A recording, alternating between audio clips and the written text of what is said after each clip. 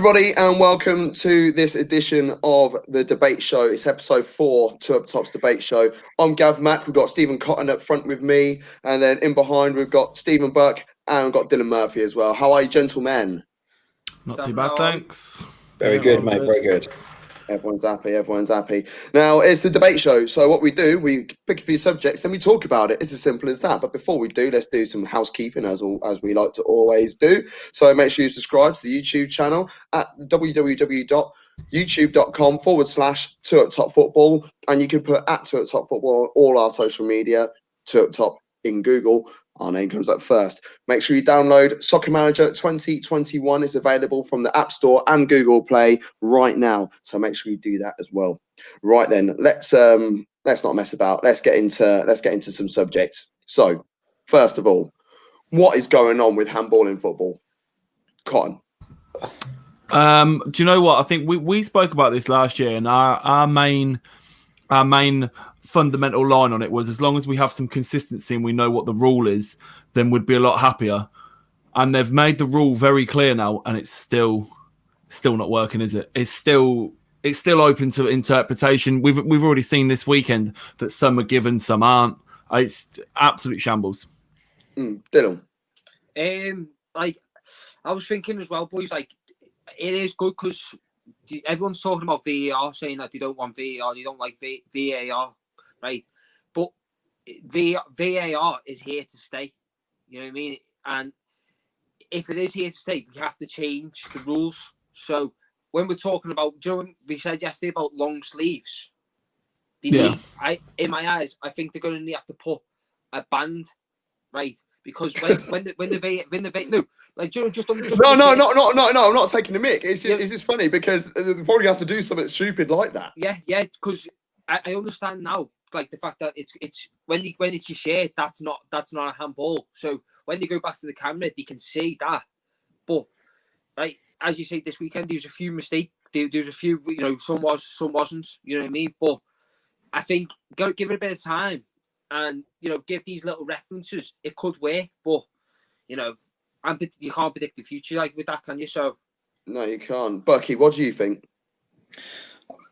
I just think it's confused everybody. They've added some clarity, as Dylan said, in terms of up to, I think it's just around where your armpit is not handball. Anything below that is handball. Where they've created more confusion, though, is accidental handball, and it's only in favour of the attacker.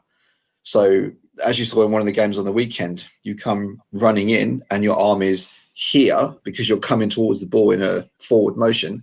Actually, if you're running, that's a natural position for your arm to be in. You can't move it away from 2 yards. But as soon as the ball strikes that hand, it's handball, and it just makes everything just look a farce. Right now, they have brought in this year. Before you carry on, because I've actually got directives here. I'm going to put that on the screen for everybody to see. It's going to remove that banner. So as Dylan said, the no handball area, and they have these are brand new law changes which came into effect from the 1st of June this year, 2020. So the boundary between the shoulder and the arm is defined as the bottom of the armpit. So as the image suggests, where the red area is, that is handball, and where the green bit is, it is not handball. Accidental handball by an attacking player or a teammate is only penalised if it occurs immediately before a goal or a clear goal scoring opportunity. A goalkeeper can receive a yellow card or be sent off for illegally touching the ball illegally touching the ball a second time after the restart, i.e. a goal kick or free kick, even if the touch is with the hand or arm. Any offence which is not a foul, which interferes with or stops a promising attack, should result in a yellow card. A player who fails to respect the 4-metre required distance from a drop ball will also receive a yellow card. And if the referee plays advantage or allows a quick free kick for an offence which is interfered with or stopped with a promising attack, then this is happening as well. Now, I just want to highlight the second one here. Accidental handball by an attacking player or a teammate is only penalised if it occurs immediately before a goal is scored or a clear goal scoring opportunity. So if they are the laws, Why are they not being enforced? It's just ridiculous ruling, though. So does that mean that in the build-up you could have a handball, but it just depends? Where's the cut-off point? What are we saying? 15 seconds of play? 20? What if they're saying not directly before a goal? Then how far back are we looking? How far back are we going? Because I thought the whole point of VAR was to correct these errors. So what they're saying, you can handball. Well, you can get away with it as long as it's not directly involved with a goal. Like, what are those directives? They're making an episode going on. It's just, I look at 3 scenarios that happened over the previous game week 2, and you have the Leeds. Was it the Leeds game this weekend with the handball? No, that was this weekend. That was game week 1, wasn't it? So you've got the Tottenham game where it was Doherty, wasn't it? Doherty was deemed to handball it, where he scooped it onto the arm, which I think is naughty anyway. Then the Manchester United situation, where Lindelof was penalised for it, and then the Arsenal game, where it was a clear handball, whether you meant it or not, but it wasn't penalised. So where's the level of consistency before that? Joby's watching the show, and he says, how long before the goal? It's a bit like what you just said, Cotton. Exactly. But the thing with the handballs this weekend as well, there's 3 levels to it as well. Like the Doherty one, because obviously now they've changed the rules this year to the same as what the attacking one was. Because last season it was only attacking players were getting penalised for accidental like brushes or whatever, whereas defenders weren't. So now they've changed the rule where it's both. So Doherty got that penalty against him for Spurs. His hands are down by his side, literally by his side, and the ball comes up and hits him on like the knuckle. Where's he supposed to go? He can't go. He can't become invisible. Yeah. We've got to start applying some common sense to it, because it's hit his hand, but the players kicked it at his hand. So can we now? You know how players are smart enough where they'll smash it at someone to get a corner out of it, one on the byline. Players should start aiming for people's hands then. Exactly. Just start chipping little balls up to people's hands, because if that's what we're going to start giving, you're gonna have 30. You're gonna end up like United and have 30 penalties a game. But then the Lindelof one, I can see why it's been given. I think I can see why I can see why they've all been given, but I don't see that is the correct decision to give. Yeah, and that's where I come from. I can see why they've been given under the law. But in the decency of the game and common sense, there is no way that Lindelof one should have been a penalty. He can't move his hand away from the trajectory of the ball fast enough because he's so close. He's running in a perfectly natural format. So his arm is just doing what it's naturally going to do to maintain momentum as you're moving. And you can see him try and move the hand out of the way as soon as he's felt a slight brush of the ball. There's nothing that he could do from that distance. Absolutely nothing. And it's just shocking that was given as a penalty. But I totally get why. But it doesn't mean that it's right. It's something that really needs addressing and looking at. And I think what they've tried to do over the summer is actually do what they could to simplify the law of it. They've still found a way of getting it wrong and just confusing the whole thing. I think they just need to go back and, as you said about the common sense situation, let's think about it. Did he mean to do that? No. If it's for a direct goal scoring opportunity, I fully understand that because he has gained an advantage from it, But then if it's on the halfway line and it's banged off his arm and then he's made a pass, it's gone back to the goalkeeper, all that sort of stuff. I'm sorry, he didn't mean to do that. The problem with the common sense thing, though, is what you're going to have is now different referees have different ways of managing a game, and certain refs might have let that Doherty one go using his common sense, but then the next week in the same situation in a different game, and someone gets a penalty given against it, they do give the penalty, then people are just going to be more in uproar that, again, the rules aren't being followed the same every other week. So honestly, they need to be very consistent with the decisions, but I think the rule is wrong at the minute, which is the problem. I think there also needs to be better communication. Same with the VAR system that's come into play. There's so many people that are still trying to get their heads around why the rules are being enforced the way that they are and how that's being interpreted by the referees, the fourth official, the guy or girl sitting over in Stockley Park, Stopsley Park, watching the VAR screens. Why can't we mic up some of these officials so that we can understand their thought process when they're giving those decisions? Yeah. Yeah, go for it, Dill. No, but like I feel like they give to like the people in the office, like in the VAR room. It's like they've made these rules. They're trying to simplify them, but realistically, they've made them a lot a lot more confusion. It feels a lot like COVID-19 lockdown rules. It's a bit confusing, but right. Yeah. But don't go out. Don't go out. Stay at home. So they tried to make it easier, but if anything. Because as you say there, how long is it till you have got to look back? So if the people in the office have got, if the people who are watching it in the cameras, if they got to watch back for this long, and the chances of them missing something during that time, it's huge. The chances, and also, I was going to say something. I forgot what I was going to say. I feel like they need a pro football, an ex-footballer in there. Yeah. Because there's certain things like when you go like block the shot, your arm is going to be out here. You can't block and have your arm behind you. It doesn't work. Your balance doesn't work like that.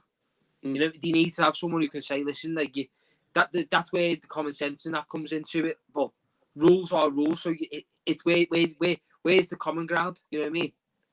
I honestly can't believe the word in the directive about as long as it doesn't instantly result in a goal. Honestly, that's absolutely thrown me for a loop. By doing that wording, they've added confusion to the whole thing because that's what I mean. Like from what you guys said, now it's like, well, now you've put those words in there. How long do I have before this is in effect? Yeah, because honestly, if you have, it probably wouldn't happen. Chances are very slim. If you had the exact same game, right, the same situation where it's bubbled up and hit someone on a hand.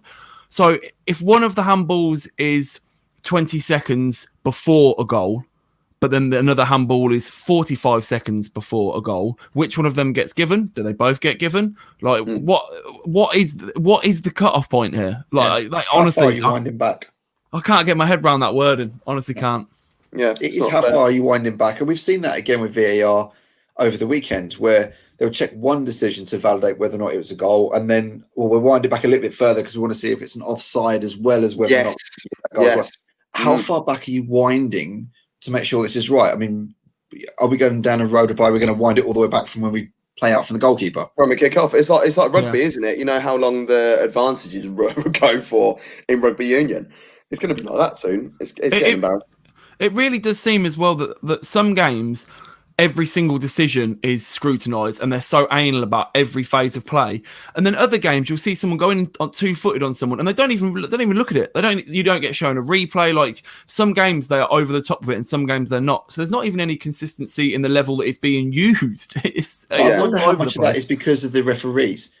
They can obviously talk to each other as a team. So how much of that is that's going on between the two of them going, I've seen that one, you don't need to check that, or actually, can you just double check that one for me? And we don't get exposed to that because we can't hear what's being discussed between that team.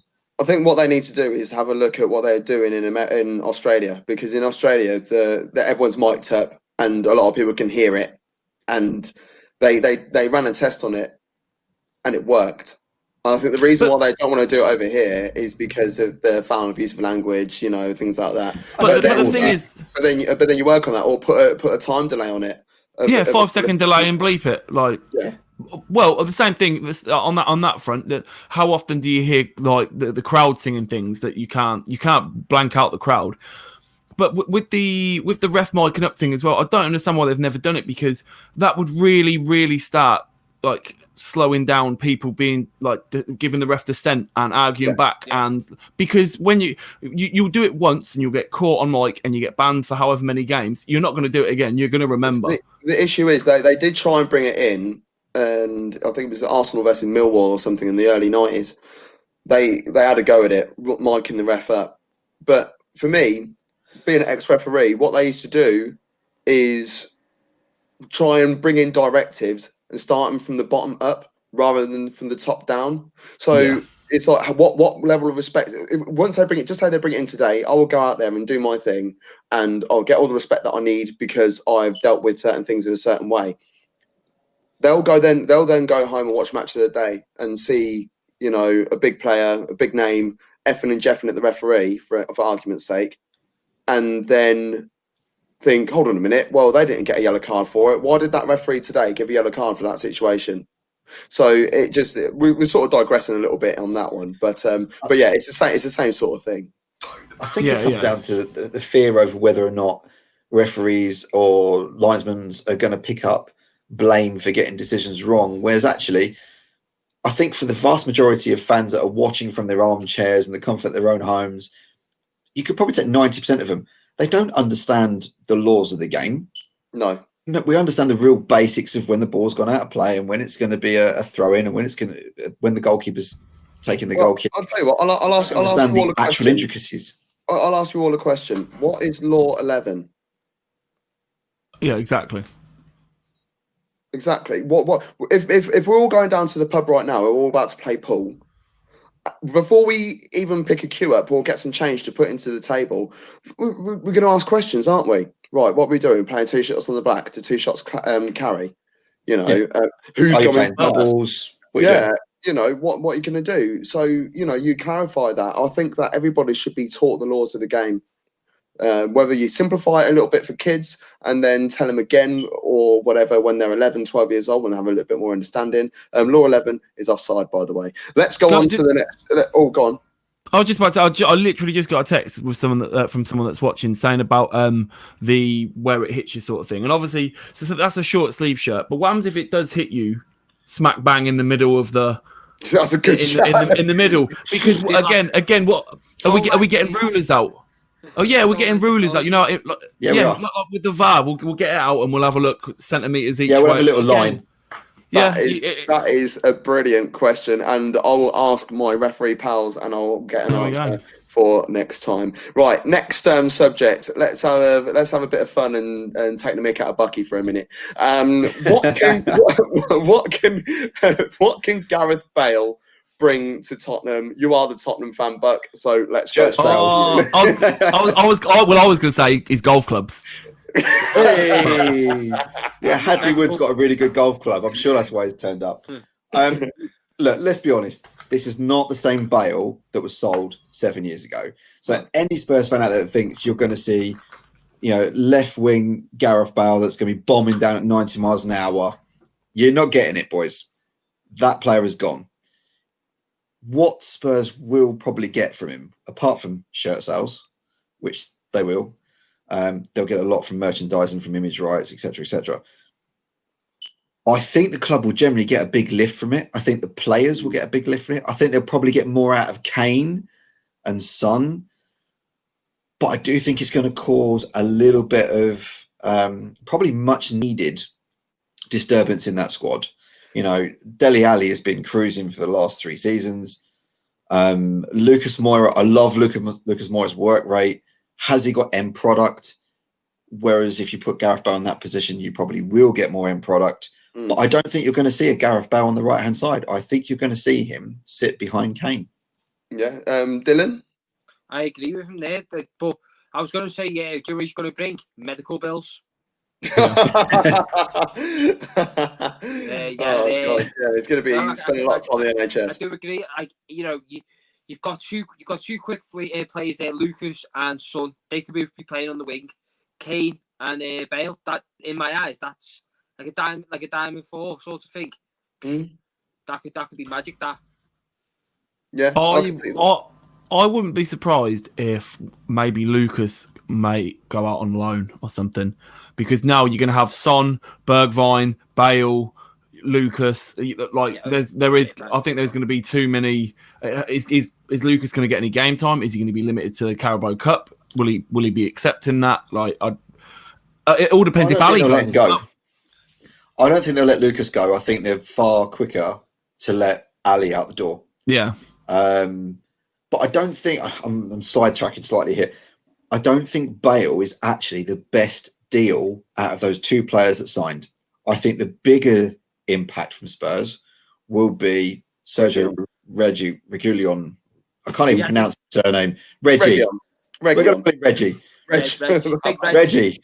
Big Reg. Reggie will be the biggest one. And the way that I see that moving is, obviously he'll come in at left back. That's his favourite position, but he's a wing back, the same as Doherty. So if you play slightly differently probably with a back two, with Højbjerg just sitting in front of that, a bit like what Dyer used to do when we were actually half decent 3 seasons ago. What you'll naturally find is both those wing backs are going to push really high up, and it will mean that the likes of Son can sit higher up where they're far more effective and far more threatening. You probably find that Kane won't have to work quite so hard and cover so much ground, and that might even play into playing Bale either as that number 10 or on the right-hand side of a front three. And again, he hasn't got to work so hard to go up and down all the time. So I think the fullback situation is a much bigger impact than what Bale is, but he will give the club an entire lift. If you go, if you then play Reguilon as a left wing back, does that then put Ben Davies as a left-sided centre half? Because he does that for Wales. He does that for Wales at the moment. But then by playing 3 at the back, I don't understand how you'll be able to benefit from your front 3 if you then play Bale, Kane, Son, for argument's sake, and then only having 2 in midfield. It will end up looking a lot like how Arsenal are doing it, and their front 3 is good, but they're getting overran in midfield. And if you only play 2 up top, then who do you play, and how does Bale get involved? And I think that's going to be the work rate for Mourinho to sort out. But if you go back 2 or 3 seasons, that's kind of how Spurs set up. 2 centre halves, 1 defensive midfielder that sat there. You had Dembele that was operating around Dyer at the time, and again, he didn't really move significant amount on the pitch in terms of the space that he took up. Where the pressure and the control of the midfield came from was those 2 wing backs, which was Walker and Rose at the time, pushing really high up the pitch and allowing essentially almost like a bit of a swarm and pressing very, very, very high. They were always prone to a ball over the top, and I think they'll be even more prone to that now. I like Alderweireld, but he is getting older. Pace was never his massive thing anyway. If you've got someone like, if you're carry on playing Dyer at centre half, no one has got the movement or the pace to catch up if that ball goes over the top, and you've seen that already this season. Sanchez? What's happened to Davinson Sanchez? I think he's struggling to read rather than read a ball. So he struggles with the flight of the ball as it is. He's not had the same impact that was expected from when he first came in. But going back to Bale, Cotton, what do you see him actually making a true impact at Tottenham? Maybe he might make them slightly better, but it's not going to make them finish in the top 4. So I don't. Like Bucky said, it's a feel-good factor around the club, and it is lifting to have like one of your boys come home. But I can't really see it really pushing them any further than they're going to. And do you know what? Especially with the Bale deal and the Reggie deal, I think they're massive risks, man. That Reguilon deal is so shady. Like 30 mil to buy him, and then Real can have him back for 40. So if he has an absolute terrible time, you've wasted 30 million. And if he has a good season, and if Reguilon has a good season, Real Madrid either buy him back to keep him, or they buy him back and do what they did when they had this deal a few years ago with another one of their players. They'll buy him back, and then they ship him out to another club for 60, 70 million. Bale, if Bale has a good season, then what? Are you gonna buy him? Are you gonna bring him back on loan? Because the loan deal with the loan fee and the wages is looking like 20 mil. So the loan deal actually there's a few bits that are hidden within that. So there's no fee involved for it. It's just his wages, which is a lot. And that's the thing. He's now getting more than any other player. I think Kane's on 120 grand a week. So Kane's on 200. Kane's on 200. Bale's taken home 220. So it's not a massive. I'm led to believe that Bale's on a 50-50 split. No. So it's 50-50 was before tax. So I understand it. We've agreed a 50-50 take-home fee. So it works out a little bit less. And it doesn't break the structure. But it's a percentage cut.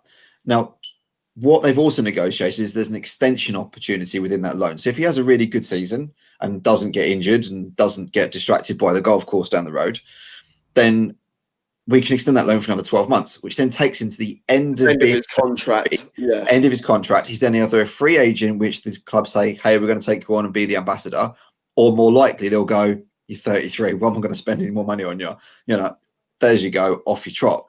So I think from that aspect, it's a brilliant bit of business.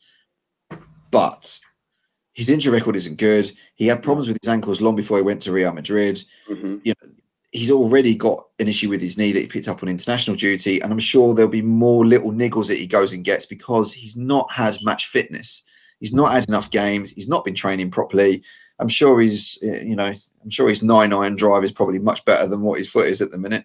But you're going to get more niggles. As soon as you start to throw him in games, he's going to pick up knocks. Well, like, he is a club legend. We all know this. And he then could then be the lift that is needed behind the scenes. It's a little bit like what Jill said, who's watching the show. Thank you for watching and thanks for commenting. Similar to Henry, like when he went back to Arsenal, he was only going to be there for a short amount of time. But the lift that he bore, he just raised the hopes of all the fans, everyone around, sort of built the community up again and made Arsenal fans believe. And then this is what he could probably be doing for Tottenham. If it wasn't Tottenham, would you see anyone else in the top 6 taking that deal to take Bale on loan? In fact, no, I can't. I will not actually agree with that because I was going to say maybe Man United, but that's just paper talk. That's what I was thinking. Yeah, it's completely against what we're trying to do at the minute. The reason that we're still not signing players is because we don't want to spend 109 million on a youngster. But Ollie only wants young players. We don't want another Di Maria. We don't want another Falcao. We don't want these aging players, Schweinsteiger. We don't want aging old names to come in and do what? It's a stopgap for a year or two, and then next year we still need Sancho. I don't even think they're there. I don't even think it's there to help the kids out and stuff because the kids they'll listen and be in awe. That's great, but they won't be like, oh, Bale, sit down with this player. He's 16 years old, and then he's going to be starting when he's 17. No, I don't buy that. He's not that sort of player. I mean, you've seen the whole way through Real Madrid. He's not the sort of player that puts everybody else first. He puts himself first, and he focuses on Gareth Bale. He's not going to be the player that comes and coaches through the next generation. It's not going to be him. But what are you going to say, Joe? When he went to Madrid, he had the media were on his back from the start. You know what I mean? And I don't think he got on with a lot of people at Madrid. I feel like he was a lot isolated. I don't even think he bothered to even learn Spanish. You know what I mean? Yeah. Like that's the mentality. Reported. That's why that was that was the mentality of him when he went over there. But he's came back home now. Maybe that might help. You know, like the way he is with Wales, and he's class with Wales. You know, he's a superstar. Maybe he's coming back home and he can click like that. And if he plays in the centre with Wales, so maybe he can play in the centre with for Tottenham, like he's getting the number 9 shirt as well, which I'm not a big fan of. But I'm really busy with shirt numbers. Everyone knows. I've got two questions. It's like a 2-part question. Okay. We'll move on as good as it's good as it is as a lift to the club. Do you think there'll be any players in that dressing room that think they should be on better deals and stuff? And now do you see Bale walk back in on X amount of money? Harry Kane, 100%. Do you think it's going to unsettle Harry Kane? I'd want a pay rise. Yeah, exactly. That's what I mean. It might unsettle it. And my second part, obviously, having had him manage my club for a few years and stuff, and he's done this with a lot of players. Do you think there might be any issues of Mourinho clashing with a big player and a big personality like Bale? Do you think, because he's going to ask him to track, it's Mourinho, he's going to want him to track back, he's going to want him to do a lot of work, and is Bale going to want to do that? Is he going to just play the I'm a superstar card? I think Mourinho will clash with people, and we've seen that already. You know, he always goes to a club and singles out one person and makes him a scapegoat, and he's done that with Ndombele. That's his favourite person to pinpoint from the word go. In the same way it was Luke Shaw at Man United and Pogba. Yeah. Is he going to do that with Bale? I don't think he will, because he's tried for so long to sign him. he's going to be like his little kind of golden pet puppy that he's just brought home and wants to tell everyone how wonderful he is, even though he's ripping up and chewing his shoes. But again, is that if that is the case and he is the golden boy, is that going to cause more dissension? Well, I think that Gareth Bale actually had a really good season under Mourinho at Real Madrid. So I don't think that will be where the clash comes from. I actually think he might have been part of the pioneering move to get him to join Spurs the second time round. I think it would be a benefit to Spurs, not necessarily on the pitch. One thing that we have seen is that squad is way too chilled out, way too pally-pally, and actually it needs some characters in there, and that a few of them could do with getting a bit pissed off and worked up about things. The only characters that seem to get worked up and really get outspoken and lead, or try to lead to change their ways, get sold. Danny Rose for me is a scapegoat, but he's actually speaking exactly what everyone has been thinking in the first place. Yeah. So maybe it's the right thing to do, but it will certainly there'll certainly be some friction within the camp. Certainly if I was Dele Alli and I'd lost my place straight away and I couldn't even make the bench, I'm not going to be a happy chappy. But has his form really proven that he should be within the squad? I don't know. Probably not. Then let's move on to the next subject. On Friday last week, there was a game between QPR and Coventry, and none of the players or officials took the knee in respect of Black Lives Matter, the movement. So, question is, should players take the knee, or should reword that? Should officials of clubs now take the knee going forwards? I think. Should I kick us off? I think they should. I think they still should. No. I think that should be. Do you like the BGLT? They have the rainbow for the like the LGBT. Yeah. I think this should be the stand against racism symbol. You know. Do you know what? Honestly, do you know what it feels like? Sorry to cut you off there, but honestly, do you know what it feels like? You know how everyone already, like 2 months into lockdown, was just like, can't bother with it anymore, sick of hearing about it. Yeah. It already feels that after 4 months of it being in the news and it being finally brought to light to people that for some reason have either not had a clue or just been naive to it, but it already feels that after 4 months we're like, the racism's still here, but we can't be bothered with it anymore. Yeah. Like, are we still going on about it? Like, we should be going on about it. It should be a massive deal until it stops. It was we're talking about this was last Friday, yeah. It was only like last Monday that Neymar was racially abused. So, where's the standards? So, for me, I'm in the no camp, and that's not because I condone anything that's come out in terms of racism, bigotry, any of the issues that we've seen over whether or not players can come out and admit that that they're any form of sexuality along the scale other than what everyone just defines as straight. My issue with it is I kind of agree with Les Ferdinand. What are you actually going to do about racism in football? We can all bend a knee and stand up and sit on that pose for a few seconds. What are you actually going to do about it when it happens at your clubs, when it happens at your fan base, when it happens with the guy that sits next to you? What are you going to do? And that all comes from society. It also comes from what we see with FIFA. And while there's hardly any consequence of actions for anyone that's caught, player, fan, or otherwise, for any of those offences. Yeah. What is going to do? It's just it's an NHS clap on the outside. It doesn't change anything. What I would say though, that's not what I'm. Yeah, that's exactly what I'm saying. It's very gimmicky, you know. But what I would say though, it's all good saying that I'm not racist, but I don't think people are doing enough to be anti-racist, and that's where the difference is. And going down and taking a knee is like, oh yeah, congratulations, yeah. It's very gimmicky. it's not But- actually solving anything. I and it's get not that, but what I would say is, look, we're talking about it now, and that's what it's done. It's got it into the public discourse. It's got people talking about the like. But why should people have to be talking about it? This should be something that's happening anyway. Yeah, exactly. But there'd have been people that didn't know that there was still massive racism issues in football. There's people that would be naive. And that for me is where the problem is, though, Cotton, because society. I don't think there's systemic racism within the entirety of society. But I do think that there are pockets in pretty much every town, every road, every football club, and there is subconscious racism that even those people that are sitting there going, I'm not racist at all. And you're going, actually, you know how you just walked around that group of black guys that were standing outside of a barber shop? They were no threat to you. They didn't say anything to you. They didn't even know you were there. Why did you walk all the way around them?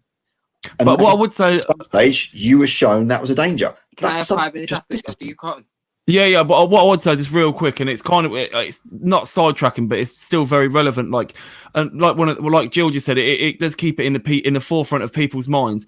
And on the racism thing, let's not forget that Lewis Hamilton wore a T-shirt the other day in the F1 saying "Arrest the cops that murdered Breonna Taylor." The Breonna Taylor thing wasn't recent. That was months ago. It was like start of the year, if not longer. And people are still having to be like told and keep it in the news and keep it going, because it does get, the minute it gets forgotten, people just look the same with the corona thing. When the minute people thought they got bored of it and then the lockdown was lifted, that was it. People just gave up with a mask. They gave up with doing what they should be doing. So it literally should just be constantly hammering it home. And if some people get upset about it, they get upset about it. Let's not forget, these are the same people that when is it James McCarthy? James McCarthy, when he doesn't wear his poppy. James McClain. And that's all you hear about for 3 weeks in football is people, if you don't like it, leave the country, blah, blah, blah. It's the same thing. They chant like anti-sectarian stuff to him and whatnot, but it doesn't really... Yeah. People don't touch on that enough either. Yeah, Dylan's waiting to pop in. Go on, Dill. Can I just say something, right? You know you say in Steve, right?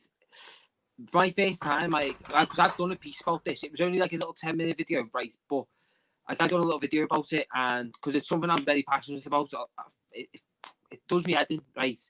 But the first time I ever witnessed racism, I was at football, right? Must have been like 2001. Emileski playing at Liverpool, and he's getting chants and all that. And compared to now, back then was, you know, it was like not shouldn't have been, like, you know. But it was like, as if it was like sort of normal. Like it wasn't like as if no one looked.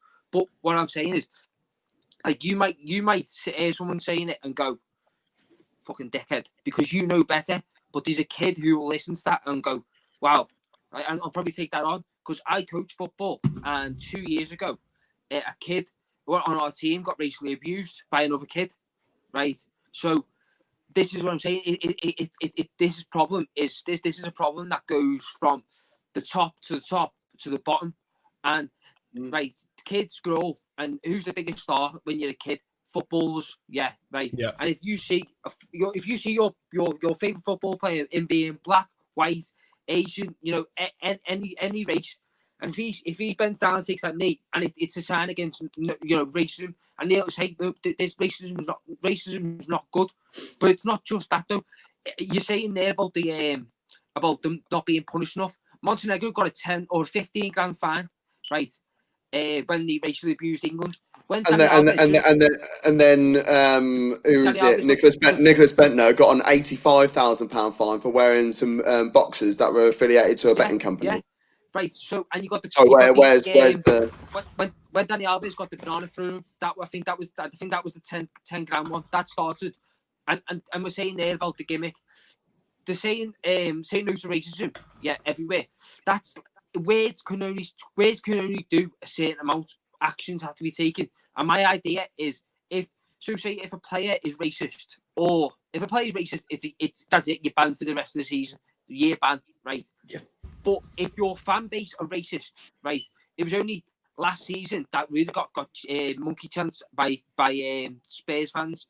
What they should do is, we've seen how much COVID has affected the lockdown, no fans allowed in the stadiums, how much it's affected the owners financially and the players with not having fans. So when the fans are allowed to come back in the stadium, if your fan base are racist, right, or are found to be racist, no fans in the stadium for the year.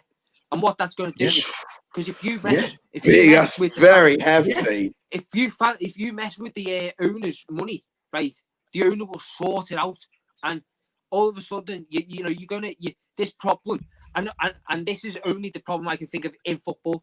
Society, mate, it needs to get relegated from everything, but in football, that's the only way I can see it happening. If you mess with the owners, because, mate, like, okay, so one person gets fined, or one person gets banned, but as I said before, City will say it, but then there's someone else will hear it and say it, and the rest of his mates in the stadium. They only know.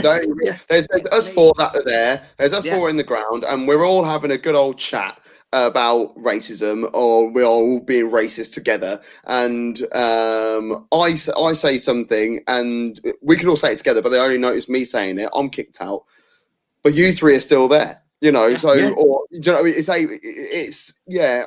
see what you mean. And let's be brutally honest. Sections of the crowd, because I think sections of the crowd, you could go get a ticket in any area unless you're a season ticket holder, aren't you? So, I mean, racism has not gone away, and it's not going to go away. Anyone that thinks that, it's quieter in the football stadiums now, so you don't hear it as much, therefore it's not there. It is there. It's just those that have those views are learning to keep their mouths shut. That's it. It doesn't change the fact those views still exist. No. With all the CCTV cameras that we've got everywhere, we've got Sky Sports pretty much in every stadium covering every single game going on in the top flight. How could we be in a position, and it was only, what was it, last season before? And I'm sure it was a Spurs-Chelsea game where the cameras and both clubs going, we know we heard racist chanting, we know we heard monkey chanting, no one can pinpoint who it was. Surely they announced it on the tannoy, stop being racist, pretty much. And it's like, what? Is that what you're going to do? But surely you can pinpoint the exact seat with all the cameras. Just go in and go, you out, life ban, end of. Literally all these points we're making right now is it fully justifies why I think we should just keep hammering it home and just not let it be forgotten about. I don't think taking it is a solution. We all stood outside on a Thursday night. But hold on, but you're saying that. What's it changed? It's better than nothing. It's better than just completely ignoring it. Because what you're almost saying is, people are being racist. What can you do about it? Is kind of the approach you are like. No, I'm saying go and do something about it, and we should continue to talk about it. We should continue to address it every single time. But it cannot be just standing down on the knee. It needs to be done as a society. It needs to be both. It's got to be everything. It needs to be both. Thursday night didn't give anybody a pay rise. It didn't address the fact that we've got hundreds of thousands of nurses that are paid a paltry sum of money for risking their lives to save us. None of them got free coffee at Costa. That did bring that, but that again, that also brought to people's attention how underpaid and how overworked they are, though. But who's addressed it? No one. But then to accepting it's okay. Okay, so we'll just ignore it then. So we just won't. That's what exactly people literally. What was it? 6 weeks, and they were like, "I'm not clapping anymore." Don't worry about them. Like you can't just suddenly just stop. And I'm honestly so on board with what Dylan said, that if you're a younger kid and you look up to your favourite footballer, and whether it's a black guy or a white guy, taking that knee and giving it one of them, you're going to do it in the street. You're going to do it on football on a Sunday. You're going to copy it. Like, can I just say something? Right, my favourite celebration of all time, right, was when Gini Wijnaldum scored for Holland, or it might have been Frankie de Jong, and they both came together, rolled the sleeve up, and went together. And see that to me, that's like that's the show. Solidarity. Yeah. Oh, just lost gone. It was back in a sec. But yeah, it's. I see what I mean. It's just showing the solidarity. Now, I think there are more things that need to be done. And I feel that, put it this way, Kick It Out receive £300,000 a year from the FA, £300,000 a year to support racism, and they've been going for years, absolute years. Troy Townsend will be on any platform and talking about it and raising awareness and this, that, and the other. And instead of getting support, he gets vilified by the public. And what is £300,000 actually going to achieve? All it's really doing is paying for some posters. We've got exactly. It's not enough. It pays Do so more. much. That's not going towards enough. someone's wages. That's Yeah, what does me head in. that's a week. They get a year, kick it out from the FA, the same amount as Gareth Bale gets in a week. I know, and it's not enough. It's not enough. No, it's not. And there needs to be more that's done about it. What I don't want to see is black people just getting jobs and getting this and getting that to make it's almost like a patronising thing. Positive discrimination. Yeah, exactly. It's wrong. When I got promoted to refereeing, right, I honestly think that I was a year too early. I could have done another year at supply level before I got promoted. So you're saying you think you got promoted because you were black? I got promoted to fill a quota, and the more I think about it, at the time I didn't really care. I didn't care because it was like, yes, I'm a level 4 referee. I've got my semi-pro. I'm on the ladder. I'm on my way. But then It makes you feel like you haven't earned it. No, I don't. No, I don't feel like it takes the value away. One of my best mates said exactly the same thing, Gav. Yeah. So don't give me something because it's almost like you feel sorry for me, and that's wrong. That is so wrong. Give me guidance, give me training, but give me training the same that you would a white person or an Asian person or a woman or a trans person. It doesn't matter. I want to get the job because I am the best person at that job. I agree that there's not enough black coaches, there's not enough black managers in football right now. We all know it. Yeah. Look how many players are there right now. Like, for instance, Sol Campbell. I'm going to use Sol Campbell as an example. Right. Look, he's not been a very good manager and he's a bit outspoken sometimes, however. Why was he completely overlooked straight away for a big job, whereas Frank Lampard gets a big job straight away? Steven Gerrard gets a big job straight away. Why didn't Sol Campbell? Why wasn't he allowed to get a big job straight away? Paul Ince, one management job. Macclesfield. Who? Paul Ince, really? Did he go to Celtic? Paul Ince, Blackburn and Wolves. Blackburn. Yeah. So why are they not able to get that? And I mean, like you can look at the coaching structure in this country anyway. It costs silly money to get your UEFA Pro license here. You go to Spain. Have you seen how much it is? You go to Spain. It's stupid. It's like 800 euros. Yeah, 600 euros it is. Yeah. And it's like 10 grand over here. It's ridiculous. So I understand those aspects of it, but once they have got their pro license, why is there not? There's no role models. There needs to be more role models for people. When I was a kid, Ian Wright was my role model. I looked up to Ian Wright, and I was like, I want to be a striker. You look at people that are the same as you, and that's nothing bad. But it doesn't stop a little white kid wanting to grow up and be a Aubameyang. But that's what I'm saying. That's why I agree very strongly with Dylan that these players should then be there to be role models. I mean, look at Marcus Rashford, man.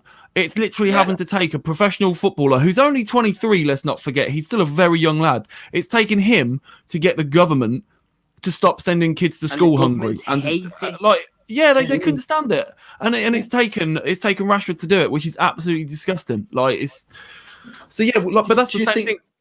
The experience that they have as players, and they're obviously going to be subjected to racial abuse throughout the entire careers. Yeah, they all. That's wrong straight away. Yeah. You said obviously they're going to be subject to it. We know that they do. We know that they do. It doesn't make it right. No, but that's where it's wrong.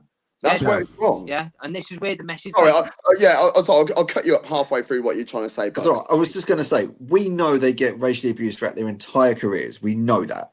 Mm. Do you think that experience then makes them want to wash their hands of a further career in football because they go, I don't want to do it. I've had that as a player. Actually, I don't want to be a coach and take all the abuse that a manager gets and all the stress with it, along with what I've suffered while I was a player. Is that part of the reason why they go, I don't want to go for it? Right, I'm a big, massive fan of the NBA, right? And in the NBA, they have a player who represents the NBA as a team. It's Kyrie Irving, mate. The thing is, we've got players like Raheem Sterling who sort of does the same thing.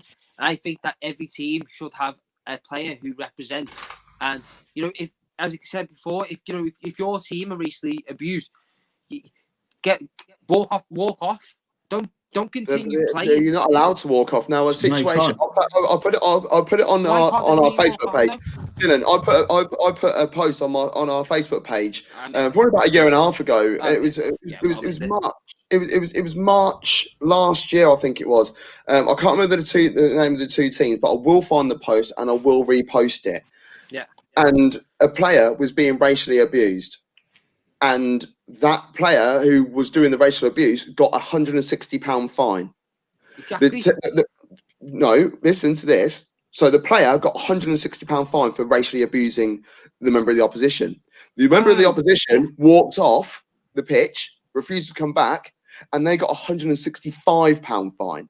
So they actually got fined more for walking off the pitch than the player did for racially abusing. Was that Mosey King?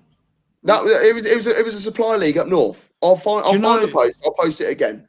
Honestly, it's not even just it's not even just on the pitch that's the problem. And like we've had this conversation before, but you only have to look in the media. And Brandon Williams, United players, 18. He's just brought his first flashy car, and honestly, like the newspapers literally like Brandon Williams splashes out on fancy new motor.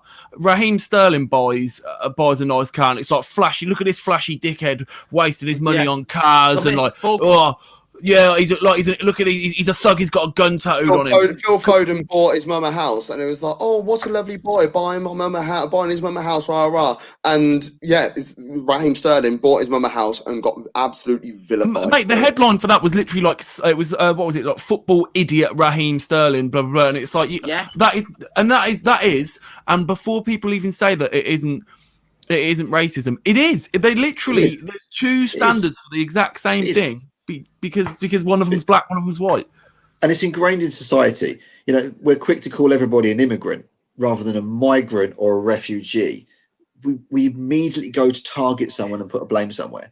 Yeah, exactly. And a lot of the time people come to this country from outside the country and rebuild it. My grandma came over. My grandma came over in the 60s from Jamaica, a British colony, by the way, as well, and came over to his country and was helping out like in hospitals. There was full of West Indians that are helping out in hospitals, like being porters, nurses, etc.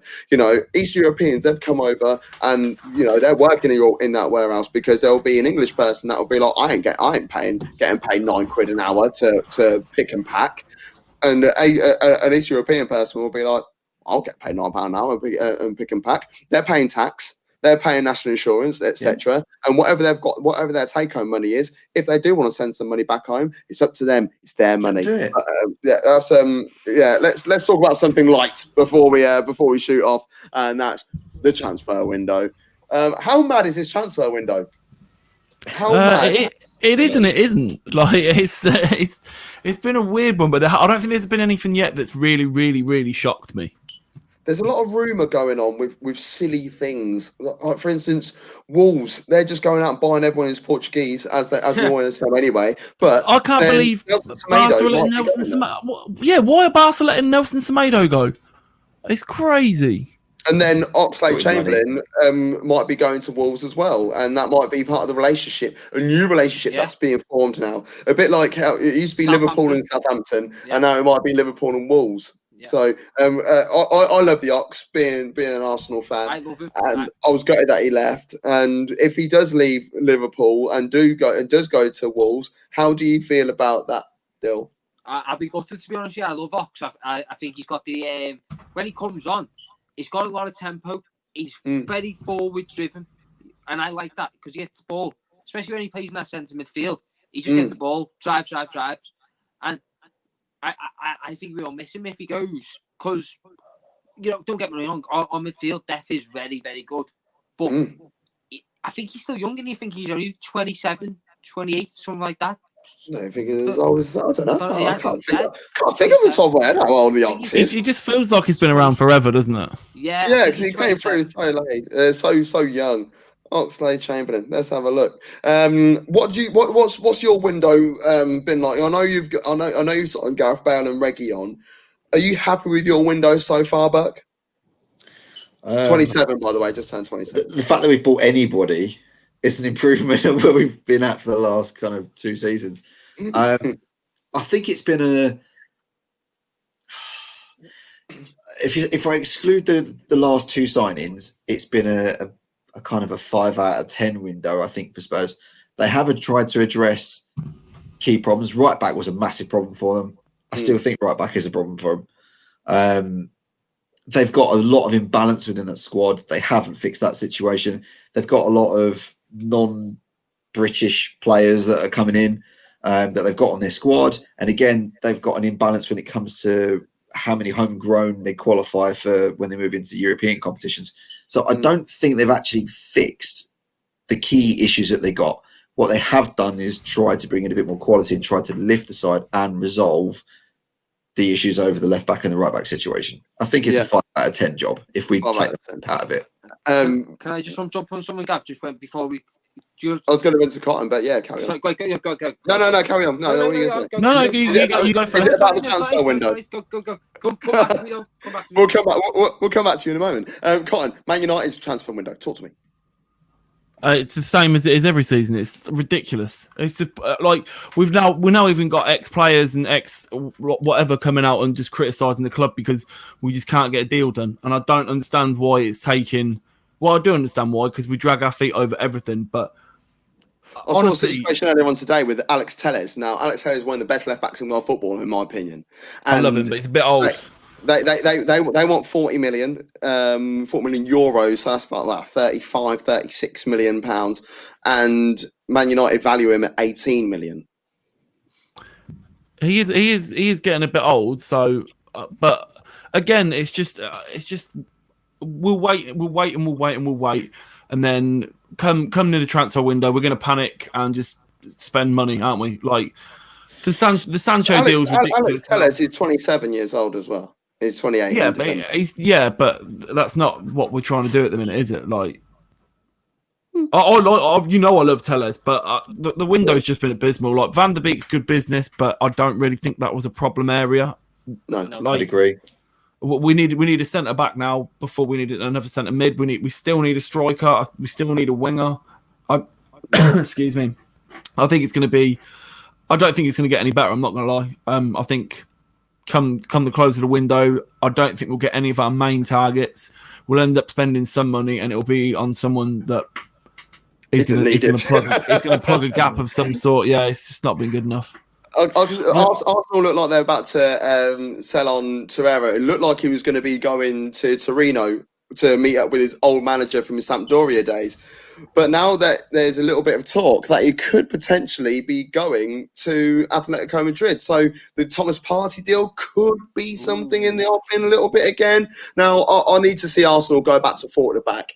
And they need to do that with a matter of urgency and play 3 in midfield, and then the front 3 they could operate. They could change around. That's fine. I need to see Aubameyang through the middle. I need that to happen because it's great having him cut in from wide left, but he needs to be playing through the middle, and his work rate is strong enough. Speaking of transfers and Atletico Madrid, Luis Suarez. Yes, Luis Suarez. He looked like he was going to be going to Juventus. No, that deal fell through. That deal fell through. He's bought out the rest of his contract, and now it looks like is pretty much done deal because Juventus are now re-signing Alvaro Morata, who has now had 5 transfers in the last 4 or 5 years that have equaled about £250 million. How does this guy keep getting sold and brought? It's unbelievable. No idea. Dill, you wanted to say something a moment ago. No, because I didn't know we were talking about old transfers, so I just wanted to say, like, Jota, like... Great signing. Great signing. Do you know what? I woke up and it was like, Jota's coming to Liverpool, and I was like, what? Really? Like, just no links at all. Out of nowhere. Absolutely out of nowhere. I follow Liverpool page, not one of them had the source. And do you know what? Some of the big ones, they even said, like, this was out the blue. We was, and do you know what? I think he could have a key role this season. He can cover both wings for our any injuries. He can do everything through the middle as well. But that's the thing. We were talking yesterday, and we were saying, what's our best midfield? And I said, do you know what would be good? Fabinho, Thiago, and Firmino, right? And then Jota on the left, Mane on the right, and Salah through the middle, because Salah through the middle. I think that'd be interesting. I would like to see that. I like Jota. I think he's a great buy, and I see him as part of the future of changing that front three at Liverpool. Because don't forget, all three of those, Salah, Firmino, the 28, are 28, 29 years of age. Yeah. So you're going to have to start to cycle and change that front three. Yeah. And Jota's only 23. He's not 24 till December. So, exactly. I see him being the first piece of that change of that front guard. Well, this is the thing. You've got to, like they say, don't they? If you want to be a good manager, you've got to have phases. So we've now just won league with the same sort of team. That's phase one. Now phase two. Thiago now came in. We got these new players in, and it's all of a sudden when Thiago came on against Chelsea, it was like, wait, hang on, we haven't played football like this before. It was give the ball to Thiago, get our players as wide as we can, and it worked. And don't get me wrong, it was 10 men Chelsea. I can't wait to see them. I can't wait to see them against 11 men, so I can actually big them up as big as I can. Like you'll be playing against 11 men on Monday against the Arsenal, but there's no point of us being there. We'll just be laying down. That's been the debate show episode 4. You'll be able to listen back to that if you wish to. Going down the bottom of the screen, subscribe to our YouTube channel, www.youtube.com/2uptopfootball. You can put 2 Up Top into Google, and our name comes up first. You'll be able to see all of our social media links at 2 Up Top Football. It's just TUTF everywhere. It's brilliant. And make sure you download Soccer Manager 2021. It's available on the App Store and on Google Play Store. And what a game that is. But from Bucky, from Dylan, peace, and from Cotton, thank you and good night.